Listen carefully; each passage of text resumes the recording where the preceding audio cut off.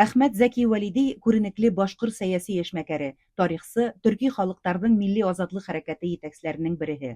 Ул Күҙән ауылында туған, йәштән үк башҡорттарҙың һәм башҡа милли халыҡтарҙың милли асылын һаҡлап ҡалыуға ынтыла. Граждандар һуғышы йылдарында башҡорт милли хәрәкәтен етәкләй, башҡорт халҡына автономия өсөн көрәшә. Һүҙҙә лә, ҡултамғаланған декларацияларҙа ла большевиктар быға ҡаршы булманы, әммә ысынбарлыҡта уларға берҙәм идара итеү үҙәге Мәскәүҙә булған власть кәрәк ине. Шуға ла Зәки Вәлиди большевиктар режимы менән асыҡтан-асыҡ дошманлашыуға етә.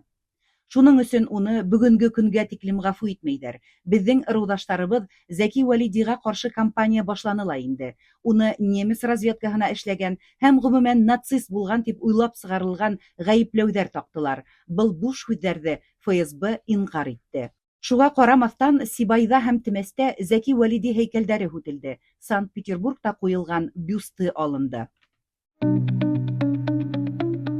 Ирекле Башҡортостанға ҡушыл.